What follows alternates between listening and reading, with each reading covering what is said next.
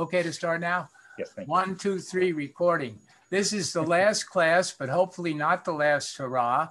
I intend to stay in touch with you, like it or not, and I hope you will with me. And I just threw a question up there to ponder. Does art imitate life, or does life imitate art? Remember, we've been talking an awful lot about art imitating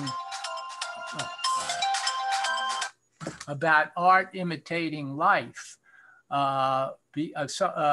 Yes, because we have life out the window and we're representational when we do our art. We're looking out the window and we're creating some form or another of life.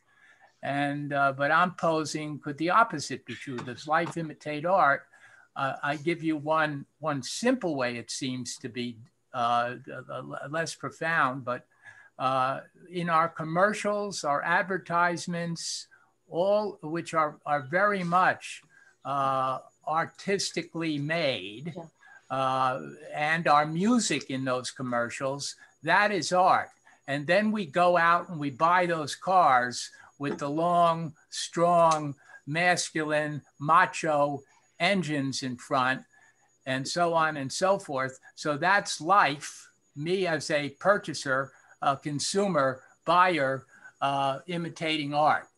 All right, but it's a much more profound question. That's a simple thing, simple way I mean that. And then, of course, we've learned art imitates art as well. You'll see that in every single work that you all show today. You cannot create art without how was I putting it? Knowing and seeing. You paint what you know. You create what you know, not what you see. Almost seems counterintuitive, but here we are. Okay, second slide. This is just to show you what happens when we close the curtains, draw the drapes, shut the blinds, and pull down the shade. Remember my metaphor for this class. You see out the window, you create what's out there. The Renaissance started it in 1424 to 26. You can almost date it to Masaccio's first painting with perspective, single perspectival view of the world. And it lasted for 500 years, 1400s, 1500s, 1600s, 1700s, 1800s. 1800s began to destroy it a little. And then, of course, our modern art destroyed the window view entirely. If you close the, pull down the shade and just have a two-dimensional shade in front of you, we've talked about that, then what are you going to do? What are you going to create? You can't see out the window anymore. You perhaps will turn inward. You will turn into yourself. You will perhaps feel and create. It's not that artists for 500 years didn't create feeling, but you'll be all about feeling. You may be all about abstraction, because abstraction and stylization are not what you see out a window anymore. So you're concerned with shape and form and color and light and texture. You'll see that in a lot of the shots, that photographs and other works that you took today, that you're going to share today. And this is just Picasso. I'm showing you some of the things that happen here very quickly with dropping the shade and having just a two-dimensional picture plane. This is many things, but among others, it's a table. But it's not just a table. It's a picture with a frame on it. But the table has also got a kind of decorative rope-like frame on it as a piece of furniture. And then it is a real, there's paint there, but it's real chair caning. He's used real chair caning from the real world. So he's picked that up. It's among, if not the first collage in the history of Western art. There were probably a few in 1910, 1911 by him and by Braque, but this is often called the first collage in the history of Western art. But I'm also showing you, you don't need a square anymore. It doesn't have to mimic the shade. It doesn't have to mimic the window.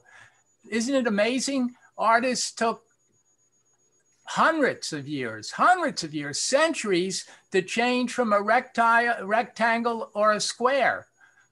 Basically a rectangle, either in a horizontal fashion or a vertical fashion. That's incredible to me. Why did it take that long?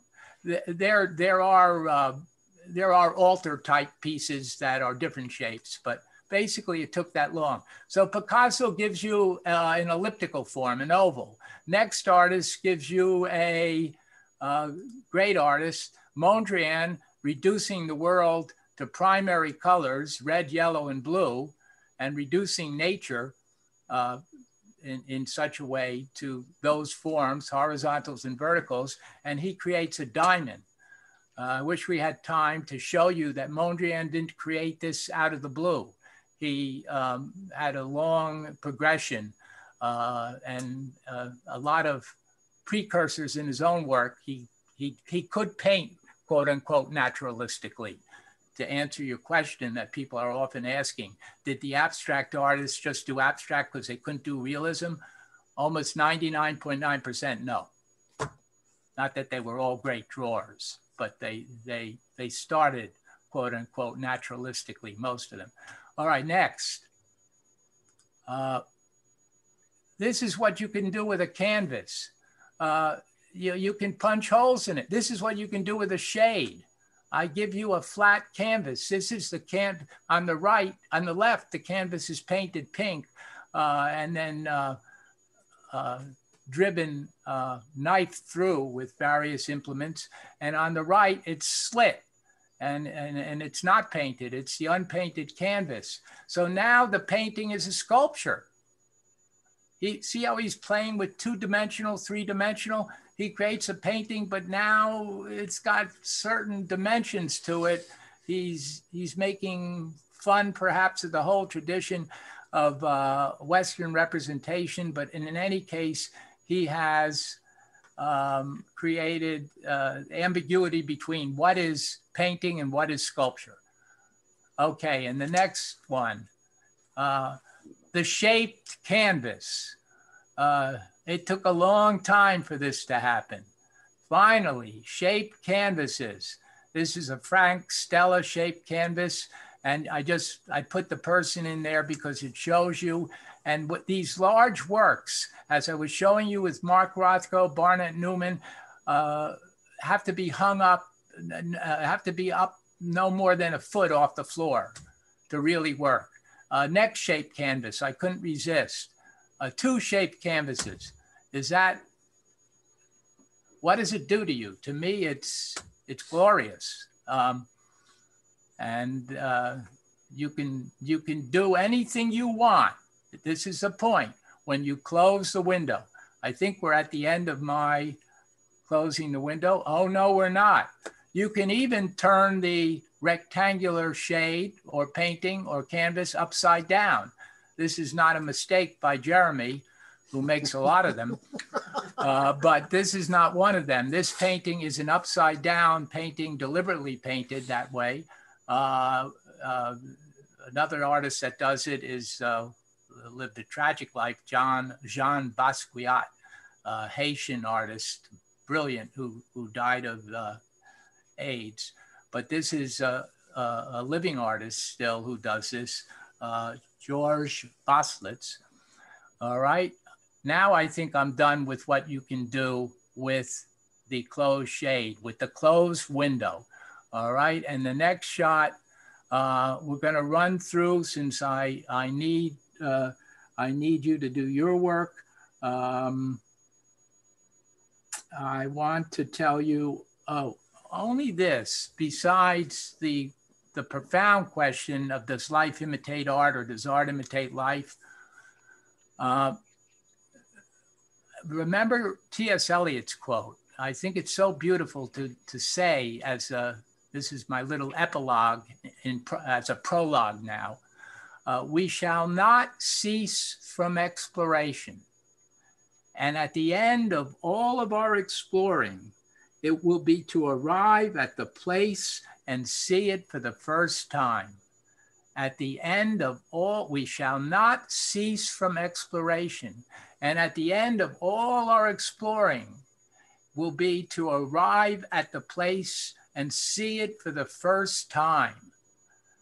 It sends chills through me. I don't know if it does through you, but that's what, in a way, this course is about, because now we're going to see it for the first time. We're going to begin again, or continue our exploration, or you will. But it's very profound for me. And it also is very profound because that's what we do with Torah.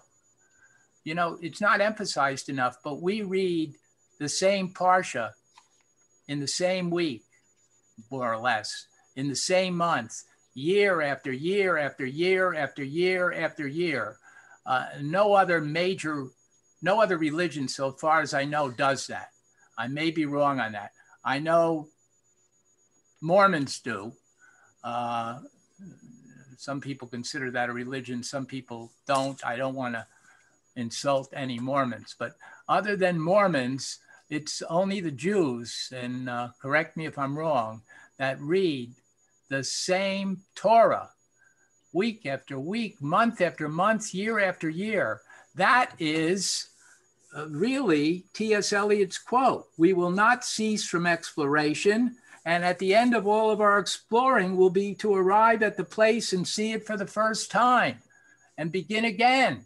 And that's what happens with our Torah, and we see it in a different way.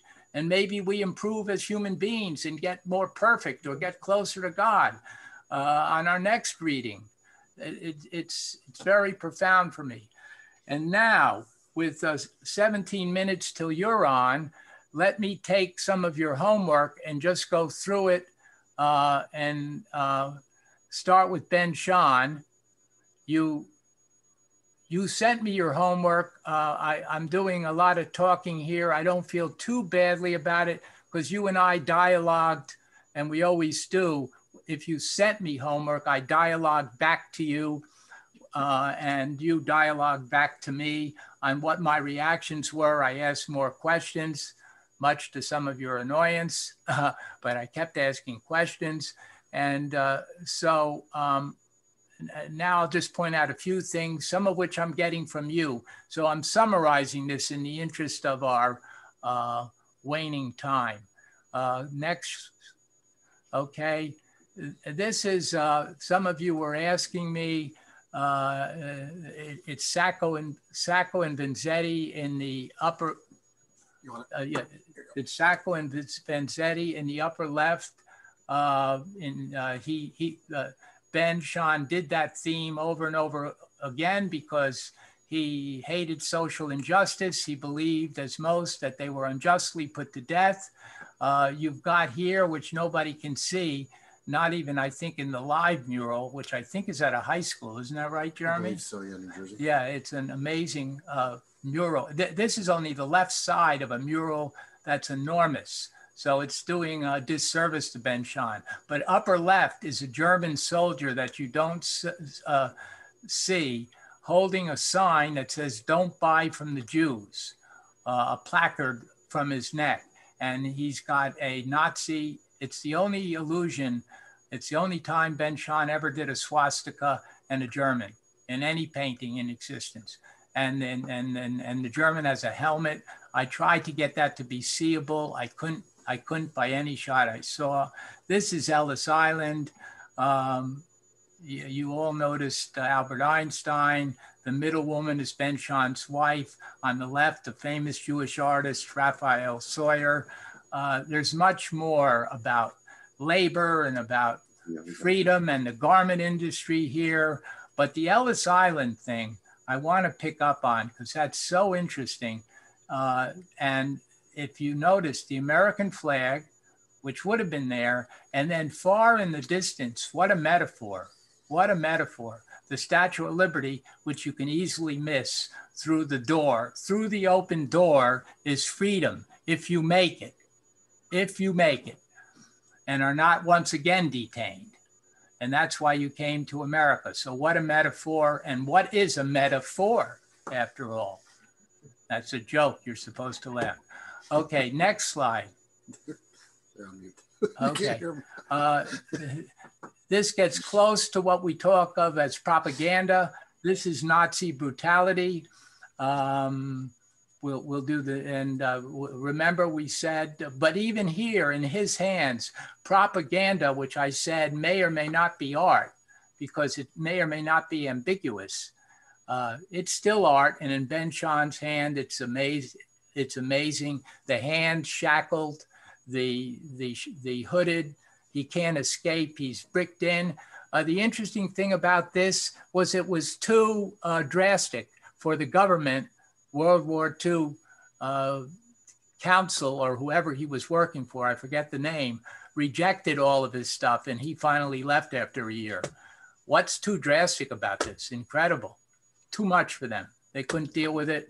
That's the power of art. So it must be art, not just propaganda. Okay, next. This one we had great debates about.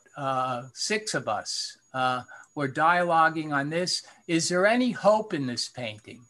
Or is it all dread and horrific and fright? You see all the destruction. There are 3 or 4 things that people pointed out that had some hope.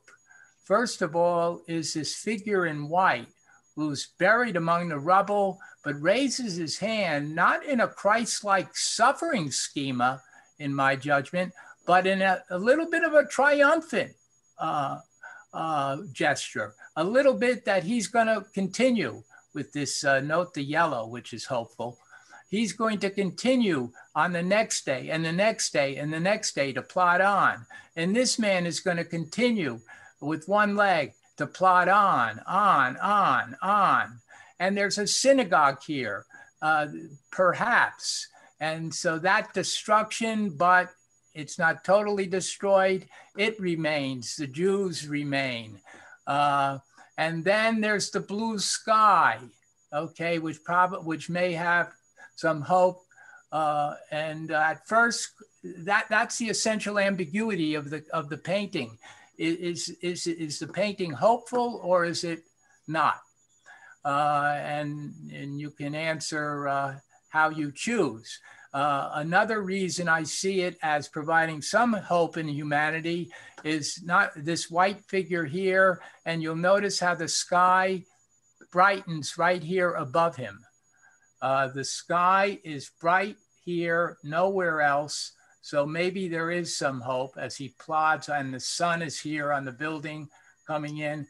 Maybe there is some light at the end of the tunnel, but if there's not, we as human beings in our humanity plod on and on and on and on. And the next Ben Shahn. This is a work that was very controversial. People called it a anti-communist statement, the Red Scare and all. It probably has nothing to do with that. The wolf-like, lion-like, beast-like figure who seems to be in flames and the 4 dead children underneath is likely a metaphor for a story in the news in Chicago in which a landlord, because of his malfeasance, caused the death of 4 children. The father killed the landlord, went to prison for 2 years for manslaughter, but got out, but the children were dead. And he calls it allegory though. So I don't want to take it and make it totally literal. You can take it as 1948, just as much as a Holocaust work. The beast, will the beast prevail? The beast of Hitler and the Germans and the Nazis. Okay, and now we go to next work. Yeah, just look at this. You all were very moved by it. It doesn't take much to be moved by it. A stone would be moved by this work. Abraham hugging Ishmael very closely.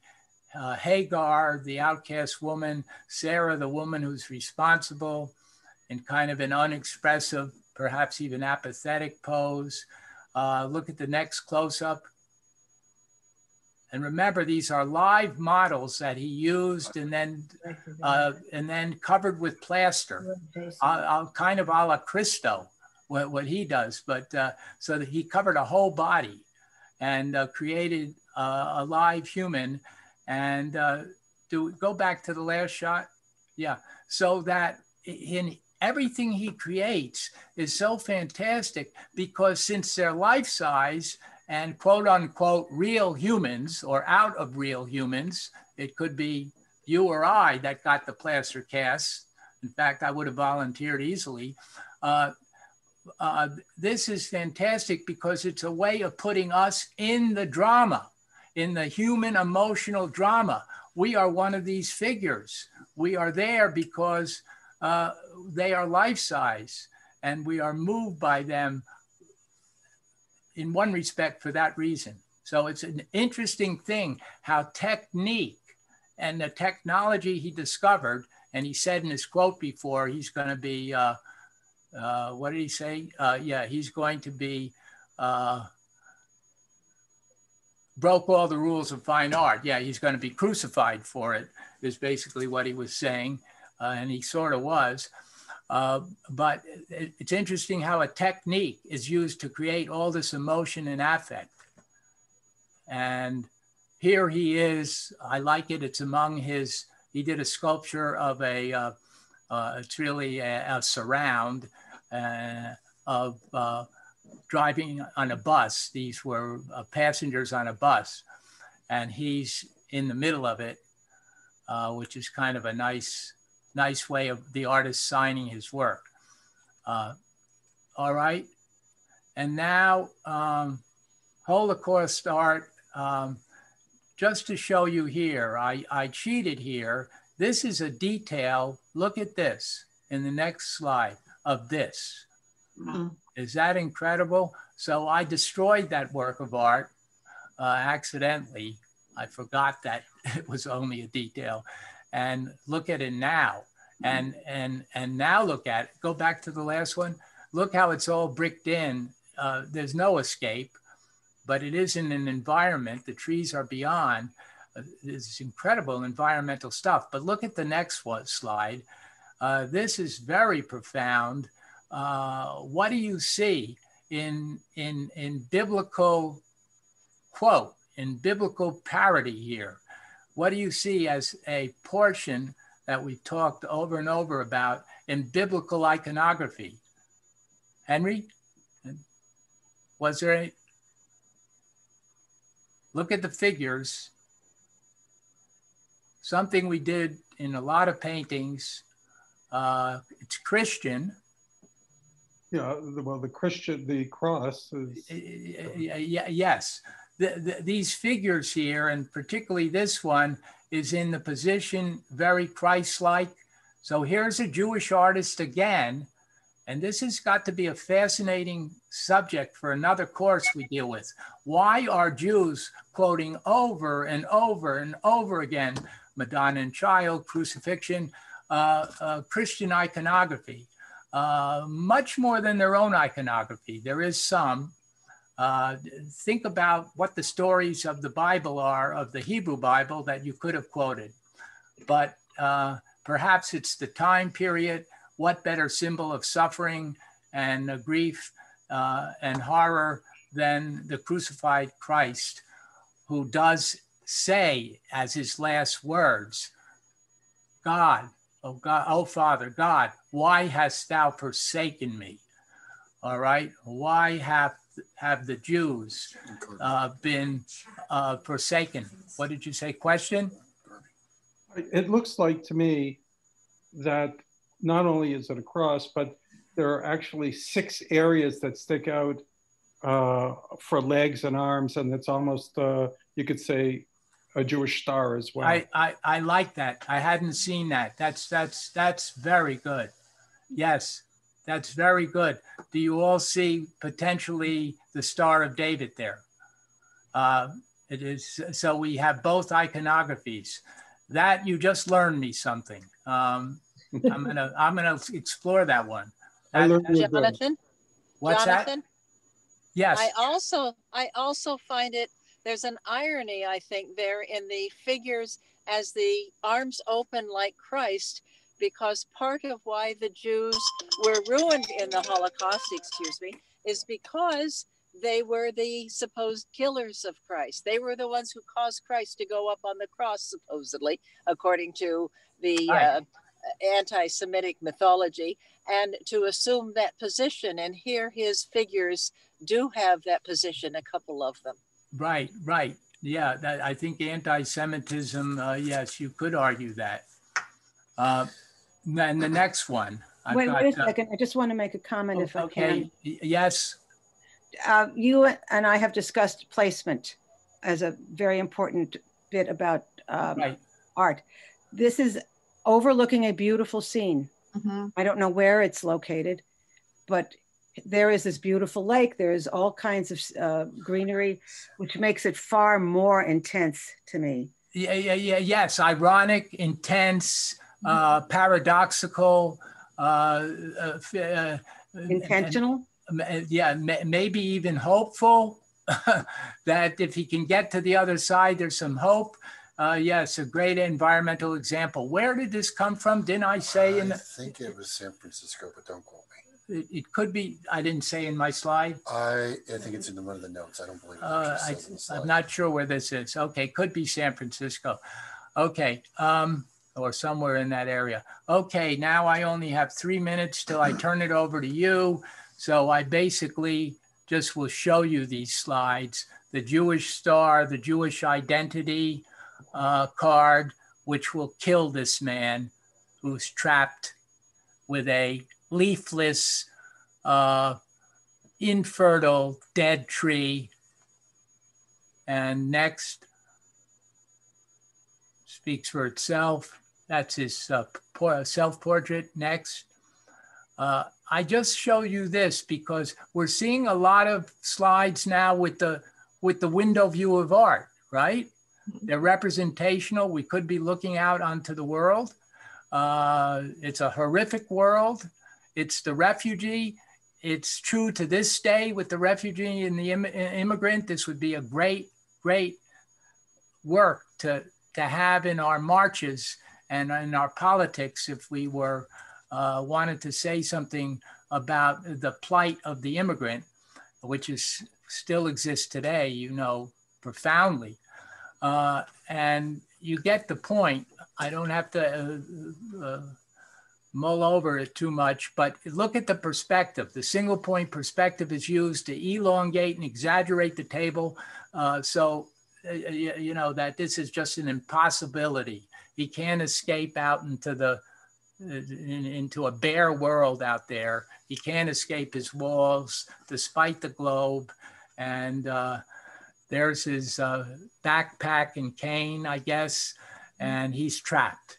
And I just want to show you how you use a representational window view of art there for expressive purposes. That table, and with nothing in that room, basically, except the refugee. And of course, it's symbolic. Everything we're showing today is kind of metaphor and symbolism over and over and over again. You can't miss it. When we get to abstract art, if we're going to make any narrative or story, it has to be metaphor and symbolism. And we'll just look at two memorials, and then we'll turn it over to the class. The first Holocaust memorial. These are just, there are three here, but it's a favorite of mine because it's amazing what you do with inanimate objects. So this is, you have a symbol and a metaphor for chairs, inanimate objects, empty chairs, empty, one turned over. Sometime, if we have time, I'll tell you about the chair Holocaust memorial I created. But so I have a thing about chairs, and in the fog here, it's extra disturbing, extra feeling added by that that fogginess and that haze, and just a turned over chair. A turned over chair, if I do it in this room, I think means nothing. But look at just one turned over chair here, and I've got chills.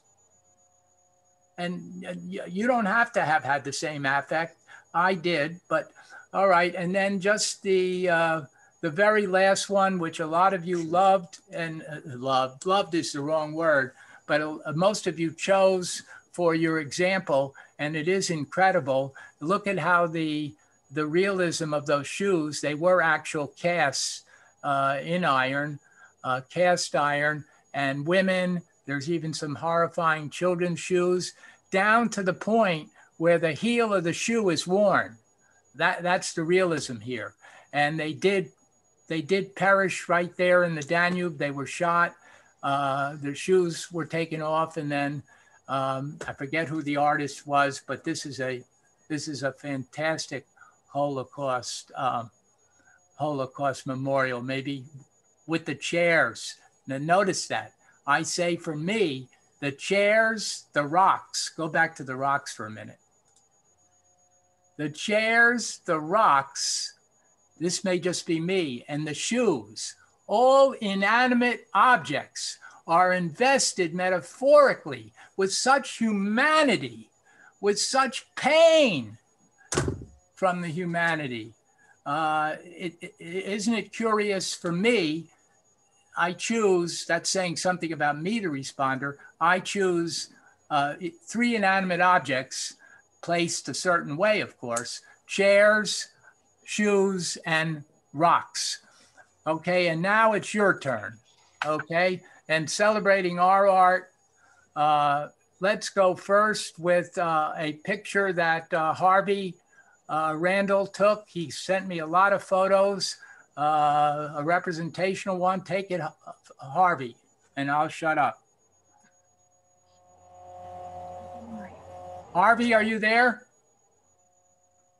Oh, maybe he had to leave. Oh, he had to leave, I think. Oh, I'm so sorry. That was terrible of me. All right. This is a Warsaw Holocaust Memorial. And you know about the Warsaw Ghetto and the fight. Give me my notes. You know, it's sculpted by Natan Rappaport, who was born in Warsaw. But this is about the ghetto heroes who fought the Nazi army during the Warsaw Uprising, never gave up. And it was obviously in Nazi-occupied Poland. Harvey took the shot on an Eastern tour. I'm not sure whether, I think Steve Burke goes to Warsaw also when he goes on his Auschwitz tour, doesn't he? And when he goes to Krakow? So. Yeah. All right, so next shot, and my apologies to Harvey. I hope he doesn't kill me. Okay, Josh, take this one over because it is a fantastic shot by a 15-year-old, 14-year-old maybe. Yes. Go ahead. Just about. So in the fall of 2017, I was asked to teach a course that was developed by an Israeli photographer called the Jewish Lens, which I would say proctored or administered, but essentially I had taught the course in the fall of 2017 with Mifgash, the local Hebrew community high school. And the point was making connections between how the students considered their Jewish identity and the visual imagery that's associated with Judaism. And having Mifgash housed at Temple Israel that semester, that school year, we were afforded a lot of opportunities to use the visual imagery of the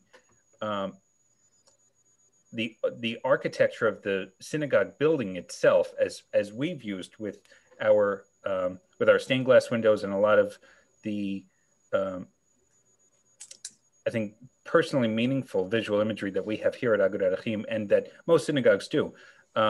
There were a number of other pictures that students had taken over the course of the semester that had to do with their hand position being on a mezuzah as they touch it and bringing the sweetness to their mouths.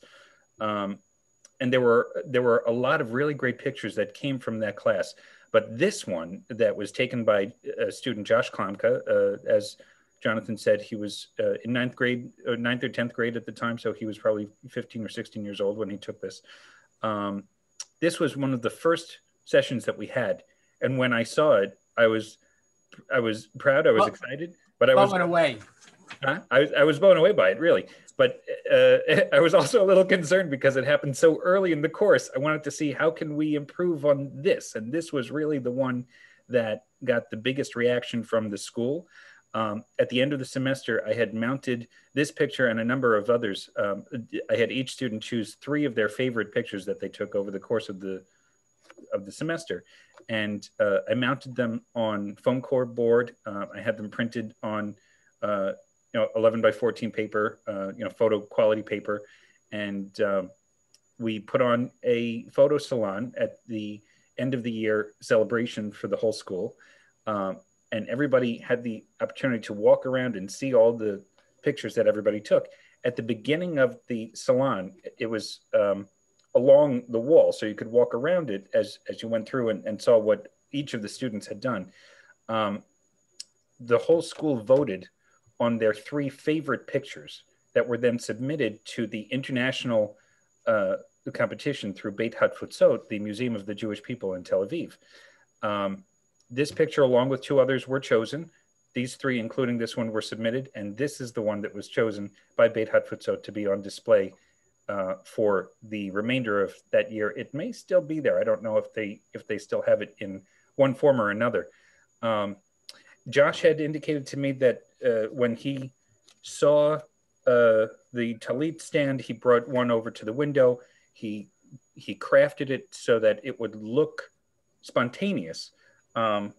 The ridge that's just over the top third of the image, I would say, is the windowsill that if you're familiar with Temple Israel, as you're walking into the sanctuary, there's a little bit of a downslope, and there are these large windows. And he used the natural light. The lights in the hallway were off at the time. So the natural light coming in through the window is everything that fed the light for this image.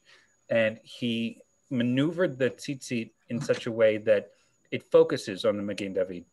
And with the light on it, and it's an incredible composition, and it's only downhill from there, right?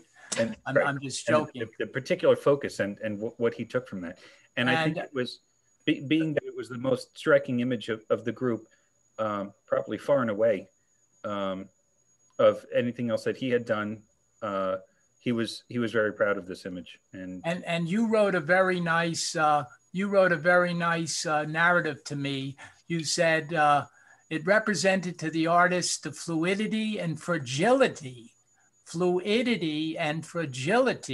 of a community searching for spiritual fulfillment and its own identity, which I thought was great.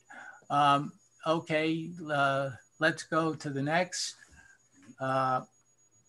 Okay, Roberta Steiner is too modest to tell us, but she is a great weaver in my eyes. So here is some of her weaving, which she can take it away, Roberta.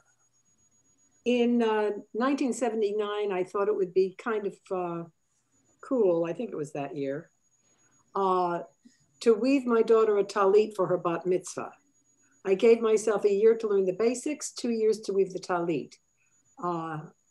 She was bat mitzvahed at 12 in Tennessee rather than 13. The talit was moved on the loom. It became a dog on the loom. If anyone wants to know about that, you can email me. That talit was never completed. The talit with the blue stripes I wove for my daughter Tova. It is made, the warp is fine wool. The weft, I think that's correct. Yes, the weft is a textured wool, and the blue stripes, the textured wool was dyed for that. When I got to weaving hers and mine, which is on the far right, I decided that the female talit should look different from the male, so I made them a poncho shape. which you can't see in this picture. The middle one is my husband's.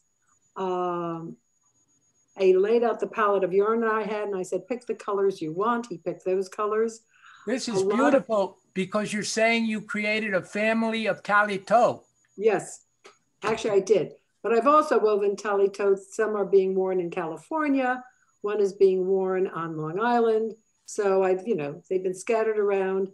One of the concerns I had for some of the yarn I've used for later talitot was I wanted to use a mixture of wool and silk. And we all know you can't mix linen and wool, you know, the two different kinds of fibers because of shachness. So I contacted the Jewish Theological Seminary and asked about mixing wool with silk. Silk is not a plant fiber. It is the spit of the silkworm. And they decided, yeah, you can mix them, no problem. Okay, let me go along with it, just show you one more of that middle one. I liked her complementary colors in the background, yellow and violet. It vibrates, it's very powerful. We saw this one in the last slide, correct, Roberta? That's correct. Okay, and this, go ahead. All right, starting from the left, the first two pieces are basically an exercise in, overshot weave. And you can change patterns, you can have borders, you can do whatever you want. That was just basically a weaving exercise. The middle one is the talit. That was the dog on the loom. Because it was moved on the loom, because of stress on the warp, the ends started popping, and I had to keep on replacing warp ends. And I finally decided it would take me 1,000,000 years to weave all those warp ends in, and I just cut it off. That would have been that one. The second from the end is a green silk wool yarn. And that was a sample I wove prior to weaving the talit that is now on Long Island. And the piece on the far end is, again, just an exercise of playing with colors and stripe patterns. And this one was, I do more exercising than creative art. This was an exercise in double weave. Double weave is a technique where you have 2 layers. If this rug were flipped over, everything would be reversed. So where you see colors now, those color blocks would then become beige blocks, and the colors would be the border. I wanted to try weaving a rug, which was an interesting experience, and also doing double weave. Another way you can use double weave is you can create a fabric that's a tube, or a fabric that is connected at one end and open at another, so that when you take it off the loom, you open it up and it is twice as wide. This again was just an experiment. And the environment, which we talk so much about, the light in the environment and the repetition of the squares in the repetition of the wall, fabulous. Deliberate placement by you, no? Actually, that's the floor. Oh, the floor. Yeah, yeah. Sorry. Yes, because it's a rug. How stupid of me. But no, you can since I'm looking at it as a vertical, go ahead. Yeah. You can hang a rug on a wall. This happens to be in our entranceway. And what you see in the lower left corner is a philodendron that's growing there. It's fabulous. And it, by the way, it's just to be my obnoxious self, it's a hymn to minimalist art. So this is a hymn to modern art and minimalism. If you want to nail it. Thanks, Roberta. Thank you. And now we have to go through these faster than I would like, but Josh just took about 150 photos and grouped them into 7 types. And I like this one here of this all over effect and repetition of, what is it, metal what? The bolts on the left are what are used by my in-laws to construct their sukkah every year. And I thought it was interesting seeing the shadows on the table, on the work table that we use while we're building the sukkah, even though it doesn't intrinsically have anything to do with Sukkot. I thought the pieces that keep the sukkah together year after year, these same bolts that we use, I thought it was a really pretty thing, and I wanted to share that one with you in particular. Another one that I found particularly interesting to me, I've always found that a lot of life, sorry, just a moment, a lot of life is expressed through hands.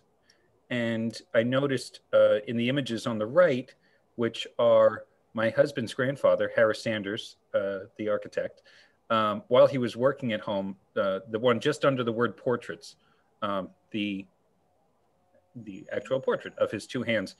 This here? Yes, that I thought was particularly interesting, and how I'll remember him is not necessarily, well, he was a very funny and interesting person, and I'll always remember his humor and his loving person, his caring personality for his family especially. But I thought any pictures that I had with his hands were particularly interesting to me, because that showed me in particular what he used to work and how he expressed his work. Right. The picture, sure. Go ahead. Forward. It's all right. Go ahead. Take too much of your time. Also, the portrait of Rabbi Spitzer that we recently did, which has been featured in the recent weekly announcements. We did a little bit of a photo shoot a couple of days ago, the previous week, so that we've got some new pictures of Rabbi Spitzer. I wanted to make sure that was included as well, because without a mask. We did get 2 or 3 without a mask, and I was sufficiently far away. But with my camera on my phone being what it is, it's one of the best cameras on the market, the Google. Okay. But I wanted to make sure that you could still see him. I've also volunteered as the photographer for the Temple Israel's Circle of Humanity Awards dinner a number of years in a row while they did have it.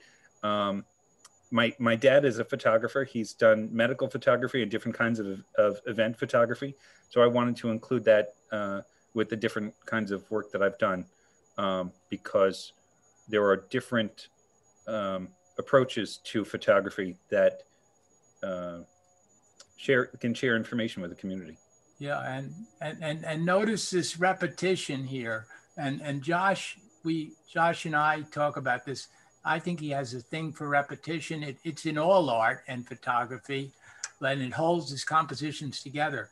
He repeats an image, and this is an interesting composition. Could take it away, Josh, again. Sure. And then on the opposite end, the things that inspire me in the top left corner, 3 pictures of my puppy when he was very young. And in our backyard and different forms of nature, a caterpillar and stairs leading up to the pathway at, I believe that was at Thatcher Park, icicles coming down from the roof of my apartment building in the bottom right corner. Okay. Things that capture my eye that I like to save for memory, that my husband might say, don't take pictures of everything. You can internalize something and remember it, but then I can't share it with others. And I'm fortunate to have cameras that have the ability to do panoramas. I did the one in the middle on the right side of the synagogue over the summer while it was nice out, and we have the beautiful expanded biblical garden, as well as the inside of the sanctuary, the middle 2 on the left side, that have been featured in some email communications that we've sent out. The one in the middle, the one second from the bottom, was done obviously before the pandemic last year. So all of the sanctuary chairs actually do fit together in the sanctuary when we needed to. But for now, they're spread throughout the social hall so that members can attend safely. And these were some other of the works from the course in 2017. I took the picture of the class, actually. That's a class photo that I took, the second from the left in that corner where they're looking down, and I was on the floor doing a selfie with my phone down on the floor. Showing that's excellent.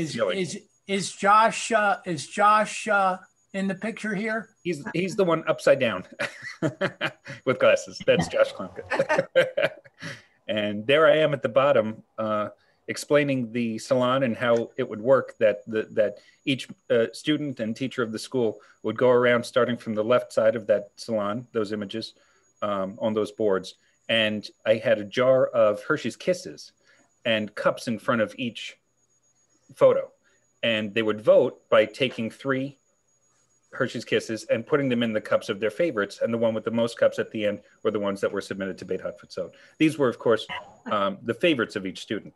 Those images that you see on the left side are now on display at the Federation Building. So if anybody in the future will visit the Evan Family Room at the Jewish Federation of Northeastern New York building on Washington Avenue Extension in Albany, you'll be able to see the full salon there as it stands right now. And having some family background in art, my dad is a photographer. My grandfather was an artist and a graphic designer. In the picture, the second from the left, he grew out a beard that season so that he could play Tevye in the synagogue production of Fiddler on the Roof. And that is his painting of a rabbi with his hand on a book that's about 4 feet tall that was in my grandparents' house. I want to say my grandfather did it probably in the 70s, so I've known it my whole life. My grandmother has it now, and she'll be taking it with her, as well as the 2 bottom photos on the images on the left corners. Just one that always stood out to me that my parents now have, the bottom left corner. And the second from the left was my grandfather's last work that he was working on when he passed away in 2012, just about 9 years and 1 week ago, actually. He was gifted a book with images of European Jewry, and he had never worked with pencil in his work in art. So this was his first foray into work with pencil. And this one stood out to me particularly because it was the last thing he was working on before he passed away. The portrait in the bottom right corner was done by Eric's grandfather. So on both sides of our family, we have artists. And last but not least, just some other things that I found particularly interesting. The reflection in the bottom right of the window on the last night of Hanukkah, having Hanukkah candles, something about the symbolism in Judaism of the different ways that we use light, and particularly flame and fire, that are particularly pretty to me and meaningful in my life as a Jewish person. The background, and I thought I had another one, but I may have taken it out, is from Tulip Festival one year in Albany. Skylines of Albany and some other nature things. Thank you, Josh.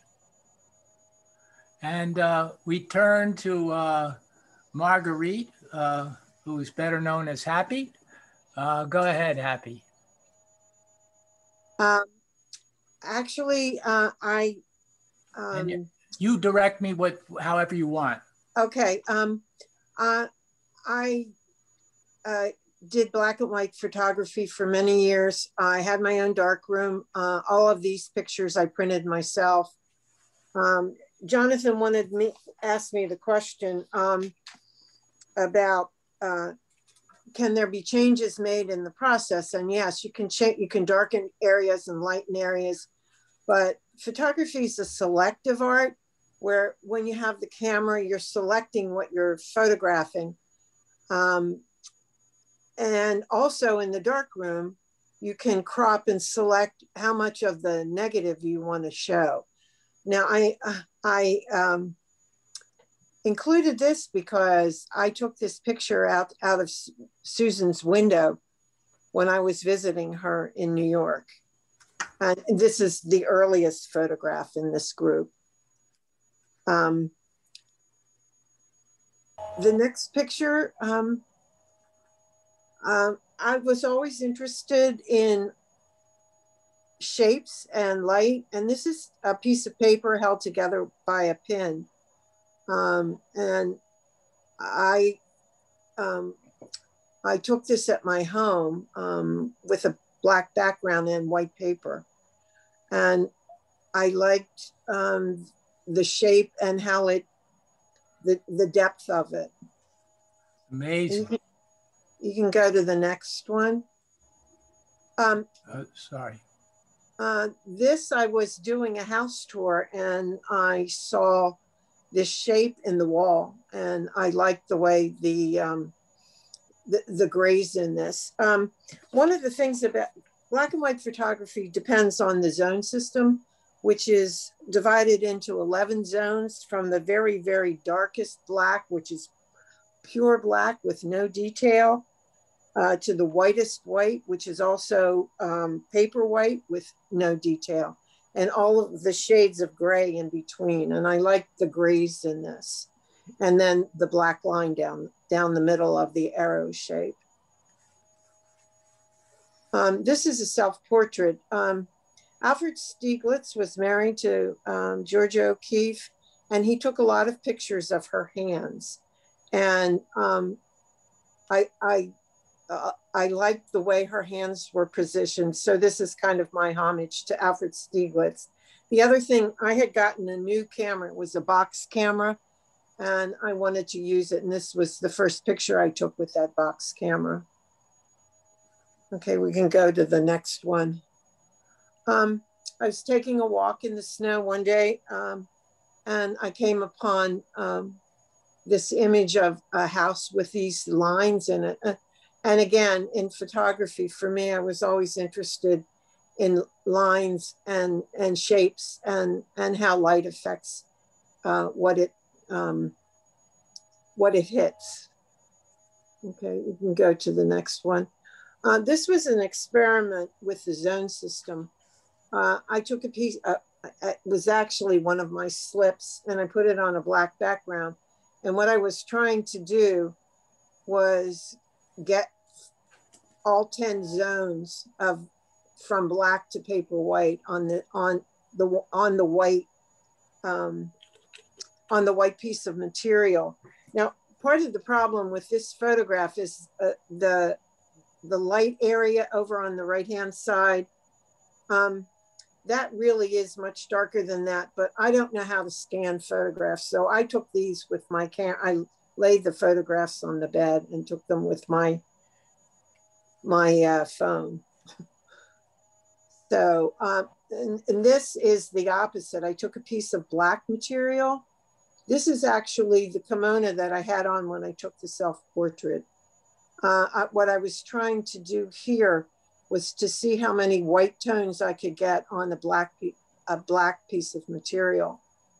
But as I was playing with the material, I saw the shapes that it was making, and it became more about the shapes than trying to get tones of white. But I also found a piece of shell that was silvery, and I threw it into that dark area there. Yeah, we've been arguing about what that was. Great. I was on the beach and I found that it's a piece of a shell, but it was very silvery. That's what that was. This I took in a class in Portland, Maine. Beautiful model. She was wonderful. We were in a kitchen, and there was a beautiful lace curtain, and it kind of reminded me of her hair, the folds in her hair, and her hair was beautiful. It was red. And then on the table was a vase of white hydrangeas. And I posed her close to the flowers. Yeah. You do so much with cropping and close-up. Yes, yes. And yeah. You're cropping in the darkroom. You do it in the camera, but once you see the negative, if there's something in it that you don't want, you can crop that out. But I thought the main focus would be where the flowers are pointing toward the model's head. Yeah, indeed. This was a class in Woodstock. We were supposed to take a self-portrait, and I went back to the room because I wanted to take a portrait of myself through the mirror in our dresser. And as I was leaving, I was gathering up my stuff, and I saw the way the wind had blown the curtain in through the window. And loved that you could see the chair in the background. Kind of reminded me of a ghost image. This is one of my favorites. It kind of reminds me a little bit of Lalo Raymond, if you're familiar with her work. She does a lot of work with material and beds, and a lot of them are very subtle colors or tones. It's amazing, the accent. Every painting and photograph has an accent. In painting, often a color that's not used anywhere else. And this is the only round shape, essentially. Yeah. There's a little bit in it, but I find that fabulous. Look at the accent of the disc. This was taken with infrared film, and infrared film sees light that your eye can't see, which is why the sky is so dark. And when you use infrared film, you have to put a very dark red filter on your camera, which is why the sky is so dark. But then the film detects light, and that's why the boathouse is so light and kind of shines, and the tones of white on the house in the background and in the sand at the end. Now I took this on, I use glossy paper. This was done on matte because it was done to hand color. And I do have a hand colored print of it, but I gave it as a gift to someone. But that's why this isn't as glossy as the other ones. Mm-hmm. I saw this in my own knowledge of art. I compared it to an Edward Hopper. So I have an Edward Hopper here. Light on the building, viewer distanced away from it, blocked off from it, diagonal in a different direction, and also the use of light, and kind of creating a melancholy or loneliness for me, no? Yes, yes. Doesn't this create a feeling of some melancholy or loneliness? I don't know, I think so. And here too, it's always present in Edward Hopper. It's a different subject, but okay. Happy? This was another model.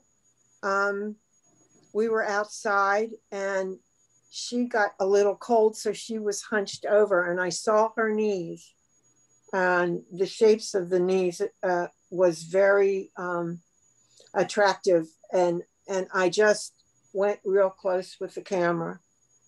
And at first, some of the people who first saw this, when they looked at the knees, thought they were oranges, because there's another version of this where it's cropped closer, so that the knee on the right hand side isn't quite as long.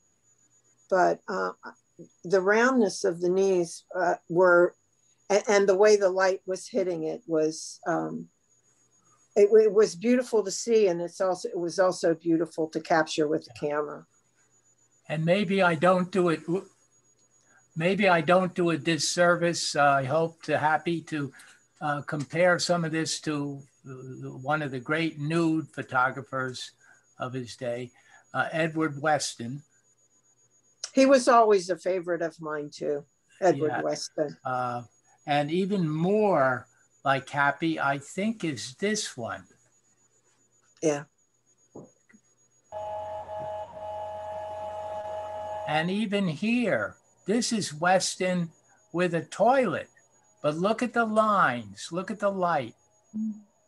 Even, I think, some sensuality. I hope that's not my deranged mind. That's a Spanish word for toilet, excusado. And now we go take it away for one or two of these. Barbara. Okay. I retired, when I retired from teaching, I started to make centerpieces for parties. And this particular centerpiece was made for a gourmet dinner party And my friend, a friend of mine, we actually did it together. She had some ideas and I had some ideas, but I put it all together, and it was made with, the theme was the Academy Awards, and there's Oscar at the top. I used gold paper, almost with a plastic finish. I found a movie reel, and it says Gone with the Wind. There's a CD disc, and everything was, I used a glue gun, and it was all mounted on a styrofoam board, which I painted and I cut into shape. The fun that I had in making centerpieces was the hunt. On many of the centerpieces that I did, I would interview the person who's having a party, or the person that was making a party for someone, and try and find out as much about the person as I could. And then I would go around to a lot of stores trying to collect materials that would relate to this person. And in this case, it was not relating to anyone in particular. It was relating, the theme was the Academy Awards. It always felt like when I'm doing them, I'm putting together a puzzle, and I got a lot of satisfaction from that, from finding, gluing, putting together. This was made, this is made for a 40th birthday party. And the mother came to me, her daughter was Karen, she was making a party for her, but her daughter had a lot of interests, and one was gardening, one was cooking, and one was exercising. So on every table, I made a centerpiece with a figure that I had found, and I labeled it Karen with felt letters. And this one was her, the gardening theme. On another table, I had made the centerpiece with fruits and vegetables and foods that she would be cooking. And the other one was her sports. It would relate to her sports interests. With she was a biker. And again, it was the hunt of finding the objects, putting them together, and solving a puzzle. And it gave me a lot of pleasure. This one was also, another thing that I forgot to mention, that when I was doing a centerpiece for a group or a particular person, I always incorporated a photograph of the person. This was made for a gourmet dinner party. The theme was an African safari. And I collected, I had an African bowl. I had found all little animals that you would see in Africa, the tiger, a lion, a giraffe. Some of them are around the bowl, some of them were put in the bowl. And then I had bamboo shoots. And on the other side was, which you can't see, it's that black oval that you see in the background. It was a mask of an African figure. Just looking. And when we think of Africa, we think of the zebra. So the bowl had the stripes, and the that was the striped utensils that are stuck in the bowl are also black and white, like a zebra.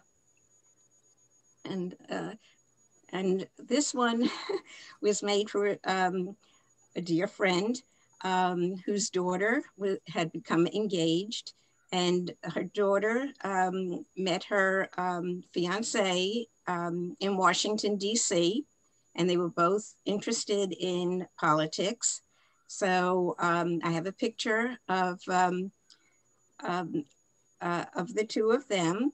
And since it was the theme was politics, I used red, white, and blue ribbons. And again, you know, it was, and I have a photo in a frame of the couple.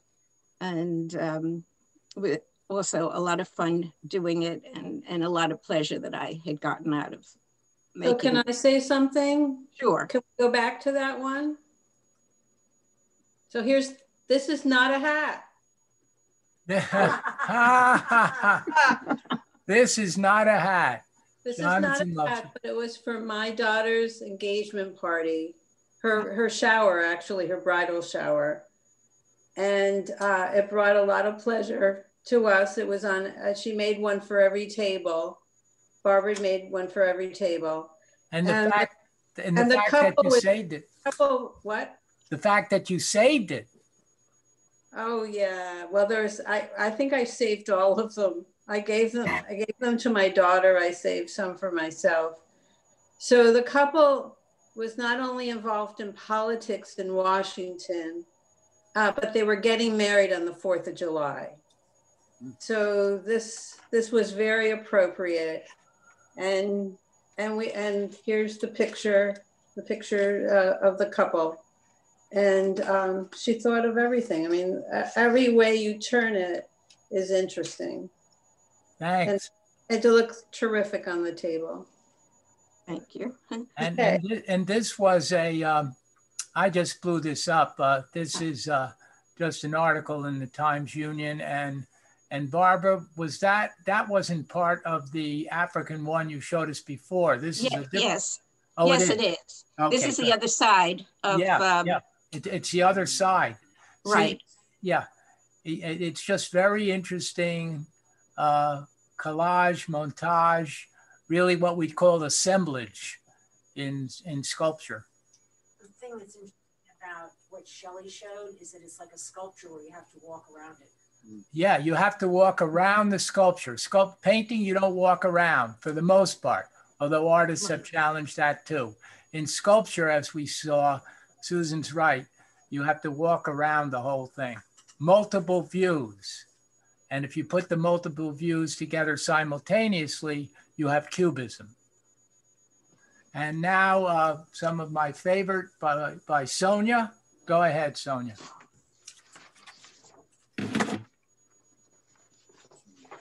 Oh, unmute.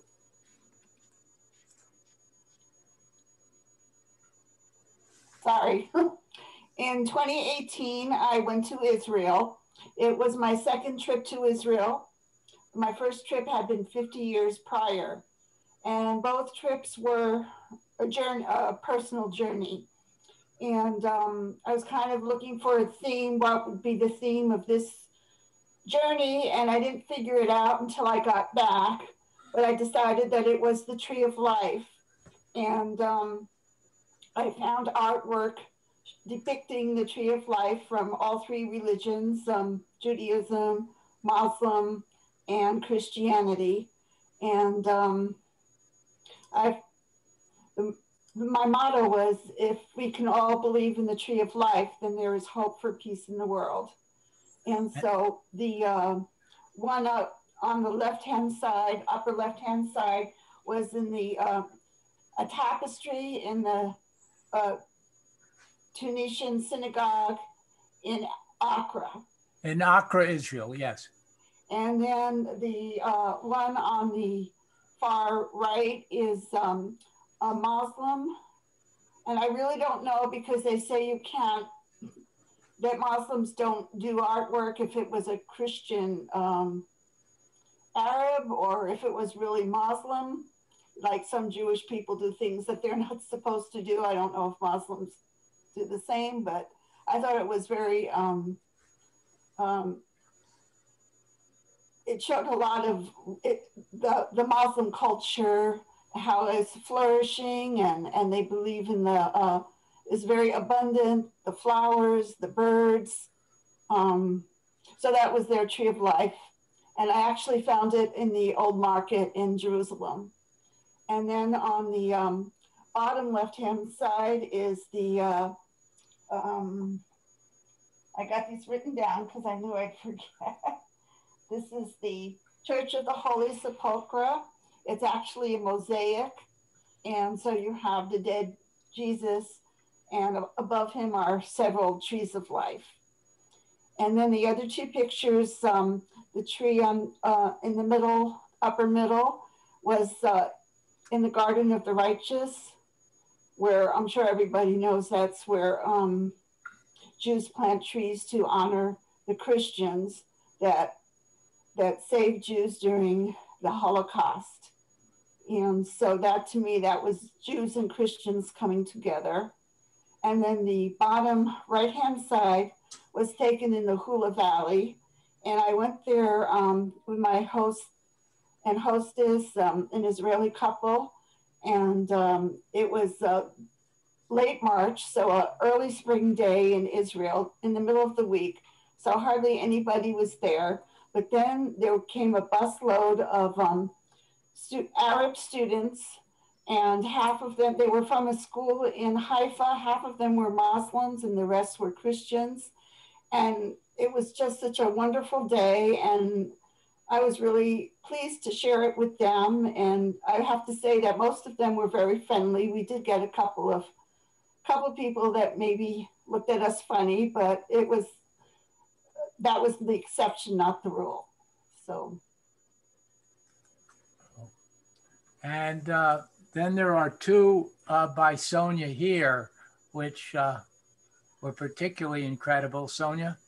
So speaking of the Tree of Life, I made a friend in Eilat. This is a peacock, and we spent about 45 minutes together. And I kind of went into a trance with him. And so I looked on his, every time I took a picture, I said, well, he's not going to let me get any closer. And I just kept on getting closer and closer. And he was I felt like we had some kind of a thing going, him and me. So I kind of went into a trance, and I see the flower, the structure on top of his head is like a crown. So I said, well, this is what God made king of the birds. And then I started looking at the eye-like shapes that are on the feathers. And it was reminding me of Ezekiel, and when he sees his vision with all the eyes. And all of a sudden I had a feeling that somebody was looking at me through one of those eyes. And it wasn't just me and the peacock, but there was a third presence. Yeah.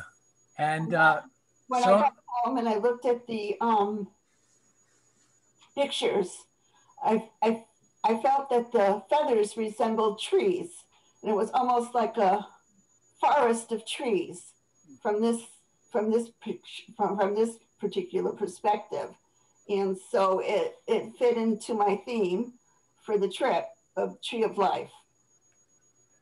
And this is just, I did this for Sonia because she mentioned it. This is Ezekiel's vision, one line from Ezekiel, and their whole body and their wings were full of eyes round about. Mm-hmm. And then Harriet? Yes. Well, this is kind of like starting from the back end of things that I've done rather than the beginning, because I just did this a couple of years ago after moving to Florida and becoming very good friends with a great woman artist who encouraged me to try different things, because as you might see, I don't know how much Jonathan will show, but I got everything of yours. Oh, okay. Well, you'll see then that my journey began as a college student who majored in fine art and art history. And this is the beginning. This is something that I did when I was very young. And when I realized, this is when I realized that for me personally, the window is closed, as Jonathan would say, and it all came from inside. And it was all about the colors and the design and the lines, and somehow it was always curvy. And I was an art camp counselor one summer in college and had the kids do etchings. Well, you're moving along very fast. Oh, sorry, sorry. And that's how I began exploring this kind of design, was doing one of these etchings, as many of us did as children, where you just crayon in the back and put the Black India ink on top and then scratch with a pen, an old-fashioned pen. And I just really, it kept me enthralled with the design for the whole summer. And so, where do you want me to go now? Whatever you have next. So, well, this is a collage that I did about 12 years ago when my husband was having a special birthday, and there was nothing I could buy for him that he would want or need because he had everything. So it became my mission that I had to make something special for him. So this is a collage that was made out of acrylic ink and photographs. As most of us, we take way too many photographs, and there were so many that I was willing to actually cut and paste some of them to create the design that I had in mind. And this is very much tied to our favorite place where we had a home on the Jersey Shore. And on the top left, that's Barnegat Lighthouse, which was very near where our house was. And my husband loved fishing. So that became the theme, and the ocean, which we both just felt very passionate about. So that's that. Okay, and this had to be created just a little while ago. This past summer, when we all were staying home for so long. And again, this just comes out, this is the kind of design that just kind of comes out of me. It's totally from my soul and not from looking out the window. And it's just like an exploration of shapes and colors. And I worked on this on and off all summer. And that's what that is. Thanks, Harriet. And this is Steve Jarrett now. Steve, take it away. Okay, first of all, I want to apologize. I have to leave after this, so, but I am humbled by the talent that is represented here. It's unbelievable. This is a photo that I took, and the colors and the shapes and the pattern struck me as really very interesting. It's why I took it. This was in the days of film prior to digital taking over. And it was entered into a contest that was given by Adorama, the big photography shop in New York City.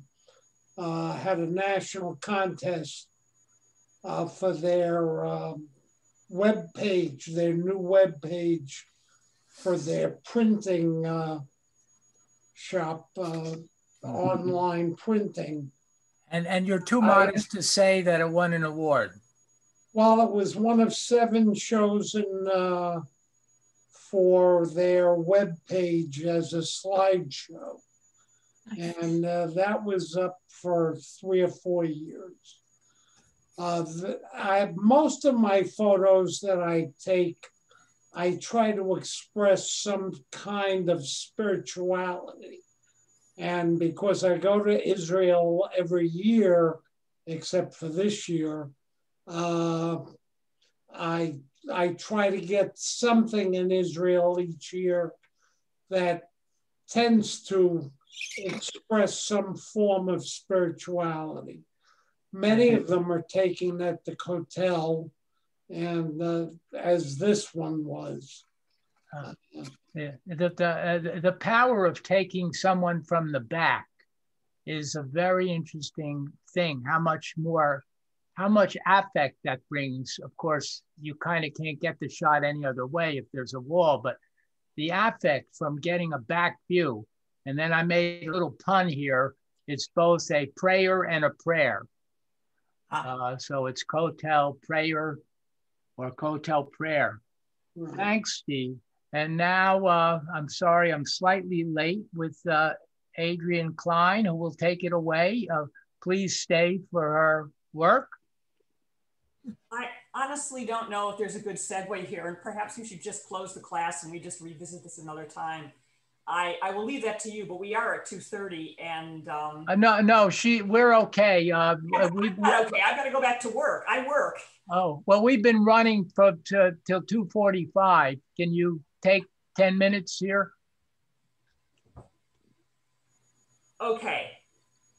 All right, but I'm not sure your class will be able to, but okay. First of all, I didn't want to show this piece first, so why don't you just go to the one that's beyond this to show the Miriam's Cup piece, because that's my preference, okay? Can you just advance 4 slides, please? You want me to go to the... Yes, I do, please. Could you, yeah, please, thank you. If you could just go there, thank you very much. Okay, so I'm Adrienne Klein, and I have been making artwork for exhibition for a long, long time, and I teach art. Okay, so in this case, I was asked to make a piece for inclusion in an exhibition at Hebrew Union College in New York. I was asked to make a Miriam's Cup for a kind of a famous exhibition about Miriam's Cup. So here's an exhibition catalog statement. A Miriam's Cup is a functional piece of Judaica to be placed on the Seder table, symbolizing the importance of the biblical figure Miriam, the biblical prophet and diviner of water for the Israelites as they wander through the desert. So in the Exodus story, Miriam is associated with finding water for the wandering Jews. So how much water and manna were provided for the people? And the answer is dayenu, enough. I thought further about how sufficiency, being enough, is a subjective idea. So I made an absurd object to illustrate just that tension. The piece consists of a clear glass urn, 16 inches tall with a wood stopper. The urn is filled with water. Immersed in the urn is a silver goblet. The goblet both contains and is contained by the water. And I had the word enough engraved on it. Now you can't see the bottom of the goblet because of the lensing of the water, but it's a silver goblet, take my word for it. So if you take an object and you change it so you eliminate the use for which it was designed, it becomes an absurd object. And a prime example of this in art is the Merit Oppenheim fur-lined teacup, a piece that is important in the Dada movement, but it sounds like that's not one that you addressed, but Merit Oppenheimer is another interesting artist to look at. I did try to address some conceptual ideas of huge glassworks, jars of forests within the jars. We might call this conceptual art, but let's skip that. They rhyme only in that they have to do with things that are containers. But to be honest, I think the absurdity of mine is that it is a vessel for water inside a vessel for water, which is the point. The paradox, the ambiguity. Exactly. And can I get you, since I love it so much, even though you sent me past it, can I get you to just say something about this, since it was an Ellis Island installation? Yeah, I'd be glad to. So in 1996, I was asked to make a piece of art for Ellis Island as part of a small group show. There were 6 artists on the experience of Jewish immigrants. The main building on Ellis Island is open to the public in non-COVID times, of course. Could you please, yeah, thanks, just keep it there.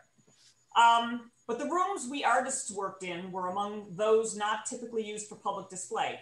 My work at the time was primarily installation, that is entire environments. I was given the use of an empty room about 20-foot square with 11-foot ceilings, and the floors and walls were white glazed tile, and there were drains on the floor because it needed to be hosed down and sanitary. I'm telling you this because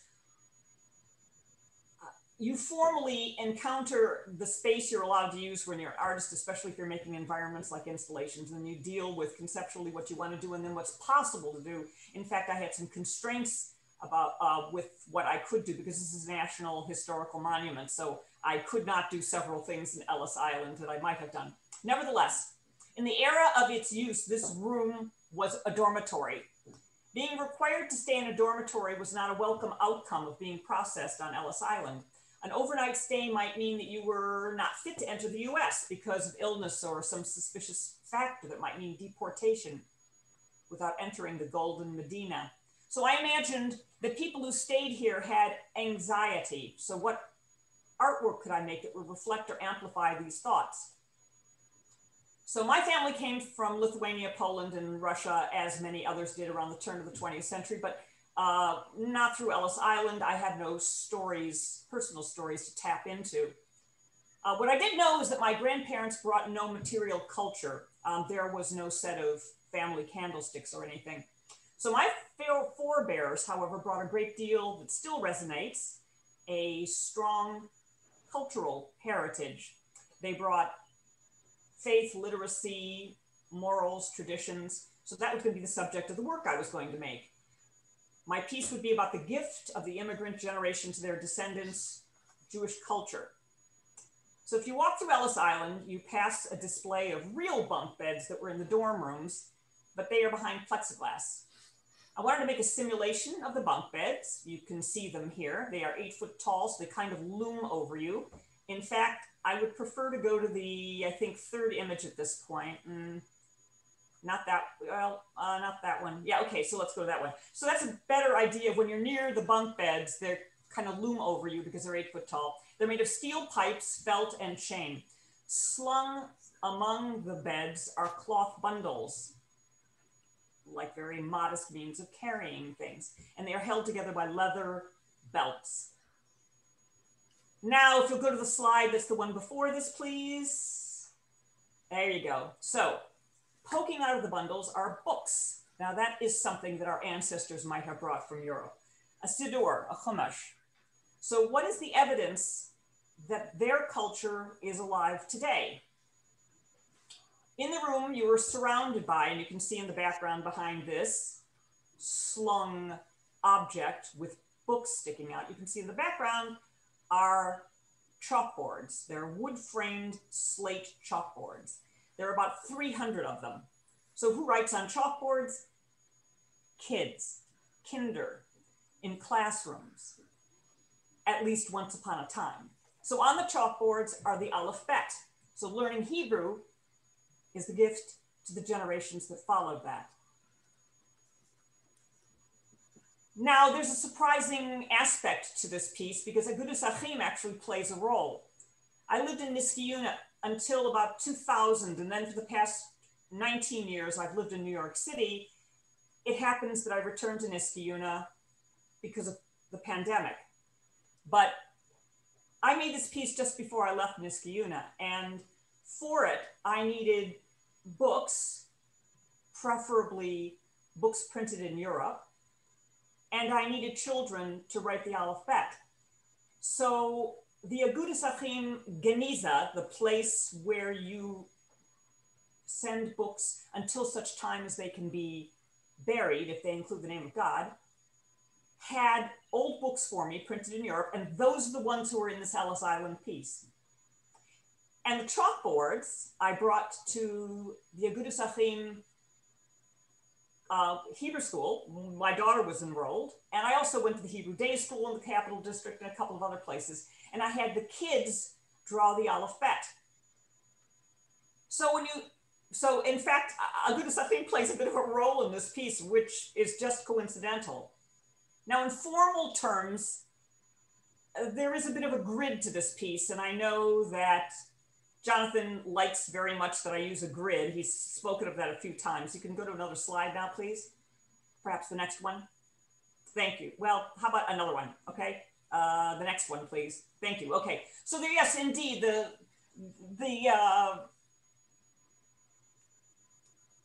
the bunk beds do represent a kind of a grid, and there was a grid appearance because of the frames of the chalkboard. It is true. And against them is the kind of dynamic asymmetry of the packages slung around. And that's not just coincidental. I mean, formally, any artist wants to have those things as counterpoint, the rigid versus the fluid and the personal.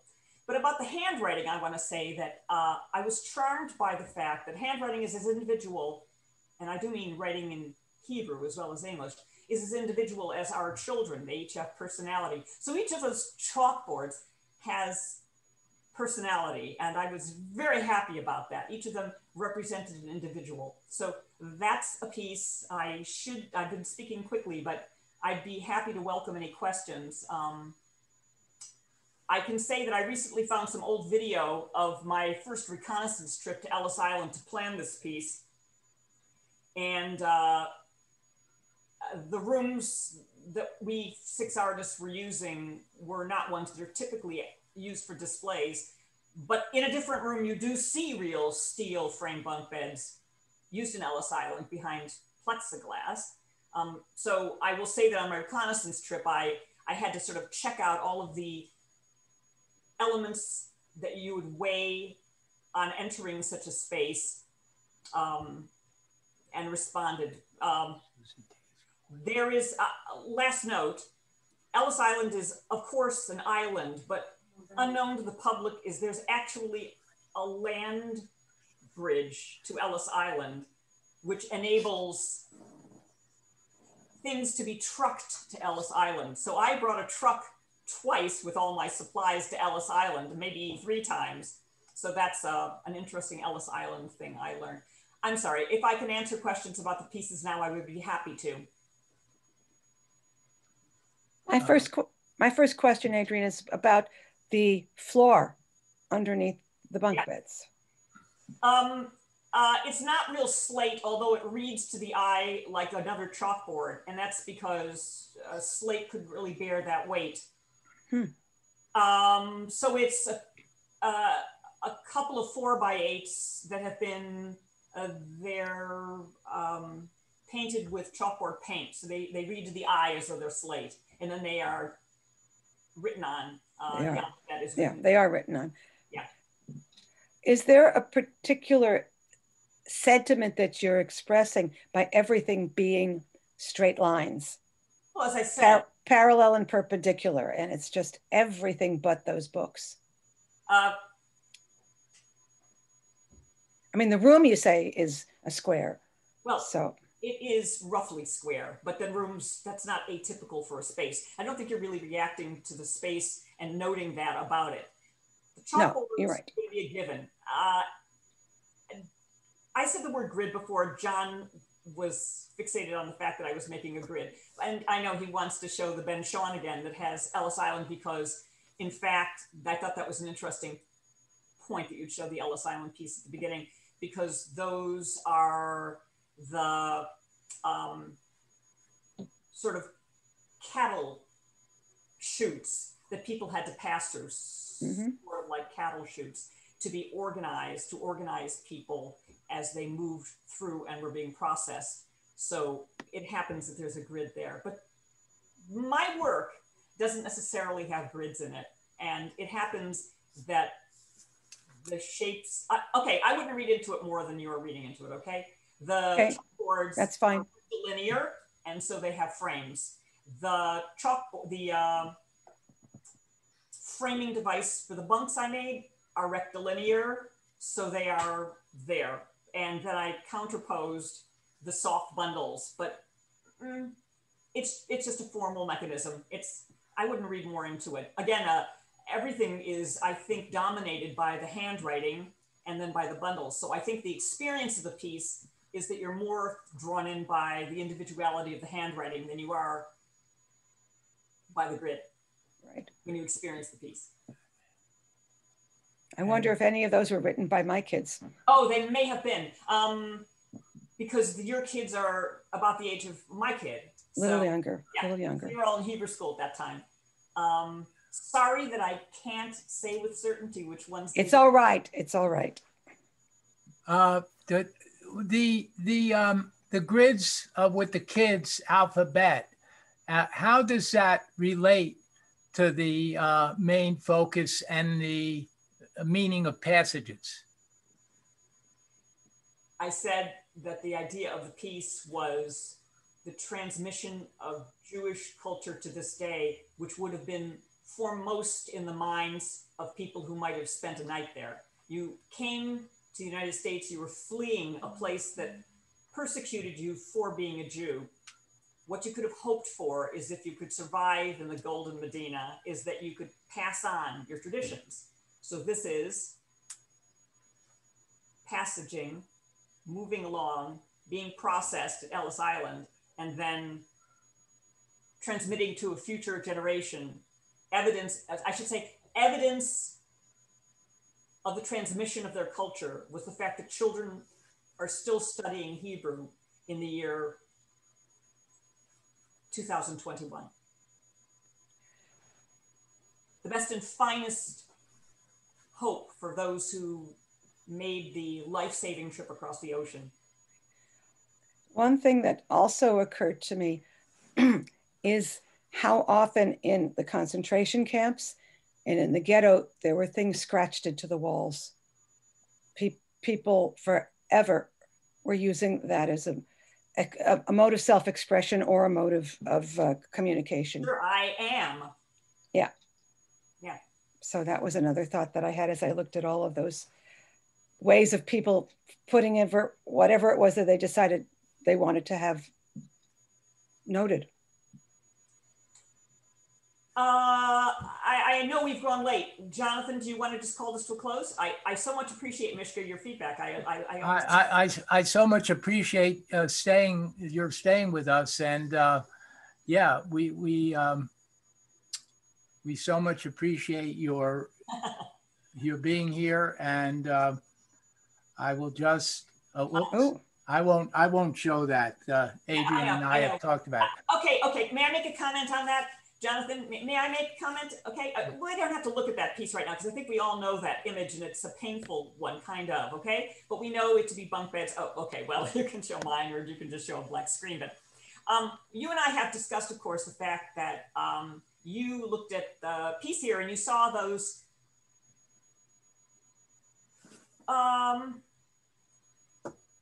pieces of muslin in the back, which are really dresses, but you said they looked like spectral figures to you. And so that and the fact that there were bunk beds in my piece made you think Holocaust.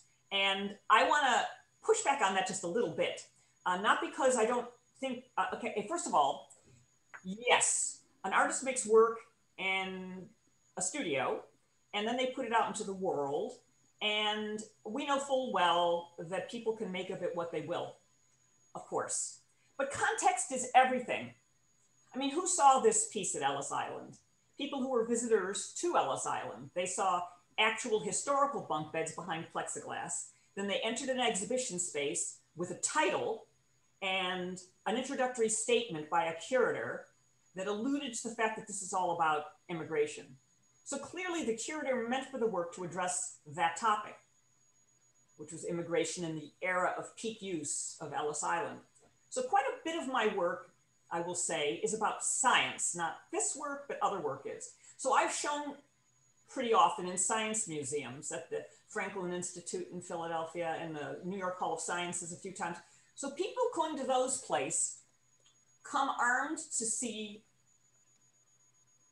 whatever is on the walls in a science context. So the venue, the intentions of the curator, who the curator puts you alongside, a title of an exhibition, all of these provide context. And as a consequence, anybody viewing the piece that was at Ellis Island really wouldn't have been thinking anything other than about Ellis Island when they saw this piece. So bear in mind the context that a curator is providing or a venue is providing does provide a lens through which you look at work. We all know that there's a great disadvantage to us looking at the work as slides anyway in this class. I mean, you showed that beautiful Helen Frankenthaler in the last class, Mountains and Sky, which is actually 10 feet wide. And we're looking at it as a 6 by 9 inch image, backlighted with whatever coloring is the factory preset on your computer monitor, you know? So it's not the experience of something that fills your field of vision like the Frankenthaler does. So we all know these are compromising circumstances under which to look at art. It's the best we can do, especially when we can't visit museums. But for something that's experiential, like an installation, you're in it, it's around you, or a painting that's so large that it fills your field of vision, that's part of the experience of the piece. And we have to try to put ourselves there when we're looking at stuff on a screen, but recognize the limitations of looking at it on a screen. There you go.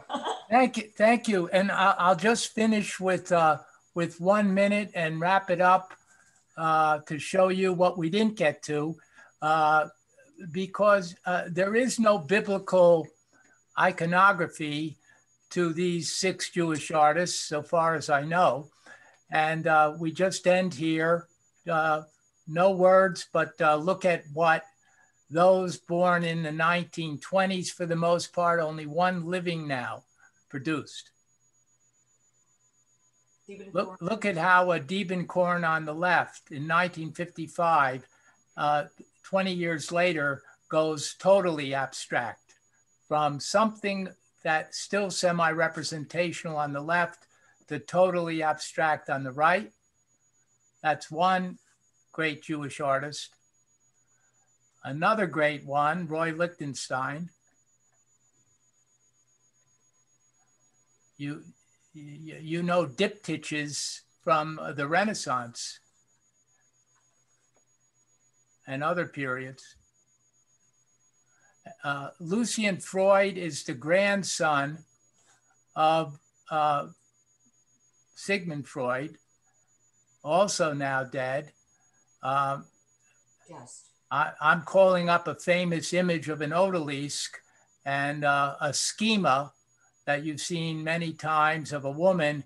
And here he is with a male odalisque, which probably is the first time in the history of art a male odalisque has been done, at least done so many times. He's holding a rat. Yes. Oops. And very painful, expressionistic. Naked man on a bed on the left, sunny morning, 8 legs. The 4 legs of the dog, the 2 legs of the man on the bed, and the 2 legs underneath. God knows what that is. She ain't telling. And it certainly called up the image on the left here, called up to me again, maybe it's just me, the bodies of Pompeii, those incredible, gut-wrenching, heart-wrenching, horrific last moments. It actually captured the last gasp of mother, children, and father. And then we have a conceptual artist in Sol LeWitt and decorating in half or almost an entire room of a museum, kind of a la an Ellis Island installation, or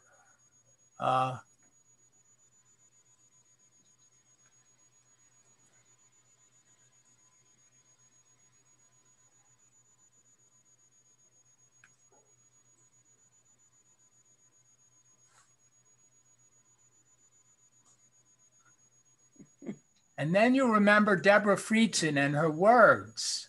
I meant to show this then, but look at the right hand photo. Deborah is famous for her words. In her work, her healing works,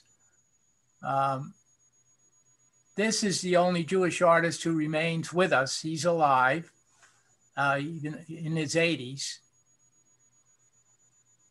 Whoops. Enough said. That should be the end of the course, right? Enough said.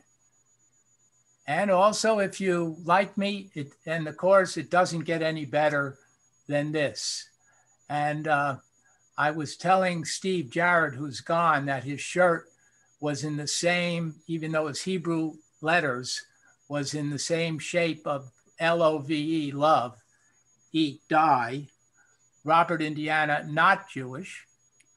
And then an incredible, incredible photographer that I so regret not spending time with. No iconography that's biblical in it, but look at what she does with her subjects. This is Diane Arbus, a child with a toy hand grenade. Very disturbing, always something very, very disturbing about her work. This is in Central Park. And then even more disturbing, on the right, this is not the correct title, I made it up. It's a son and his parents. Gigantism is less known, but it's a genetic malformation in the same way dwarfism is. And this was a gigantic son. You can see he has trouble getting around because of his size. He needs a cane.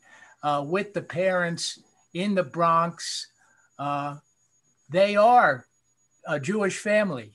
And he was, yes, he was in circuses and on display, among other things, in freak shows. And that was Diane Arbus. So we end with 6 Jews. And then I end with just something that haunts me because it was above, during all these 6 sessions, Jeremy's desk.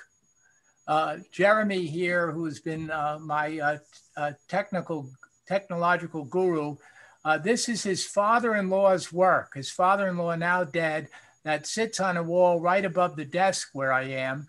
And I said I had to do this. It's largemouth bass mounted on driftwood. Here we get to artist's intention. We don't think Jesse intended this for what I'm driving at here. What do you all see, since this is a biblical course with biblical connections? Yes. I thought more New Testament. When I first saw the driftwood, it looked to me like bread, and all I could think of was the loaves and the fishes. And there's a part in the New Testament where Jesus feeds all the people who have followed him with, I think 5 loaves and 2 fishes, or 7. I don't remember the numbers, but anyhow, he feeds this incredible crowd. That's excellent, but there's a second biblical connection. Okay. That's a terrific one. Loaves and fishes, and calls up the Jesus right again connection. But there's one other even more obvious Jesus connection. The cross. The cross, yes, a cross, the driftwood and the fish. Jesus is known as the fisher of men. His apostles as well. I couldn't believe this when I saw it, and it's been haunting me for 6 weeks. So I show it to you as the last work with a biblical connection. And whether it was the artist's intention of or not, we don't think so. He was a fisherman and a taxidermist, among other things. And we think caught the fish in Lake Taconic and found the driftwood in the Hudson River and put it together. And it's going to haunt me for the rest of my life because I'll connect it with this course. And Jeremy's home here. This was Jeremy's father-in-law, Jesse Alger Sr. And I am at the end, except to make a joke, which is wonderful, from the New Yorker magazine in 1958. And thank you for hanging with me. I'm going to petition that all courses have to be 2 hours long. You may hate me, but what's that? I know that. Why do you have to be a nonconformist like everybody else? I have trouble with jokes, especially sophisticated New Yorker jokes, but I got this one.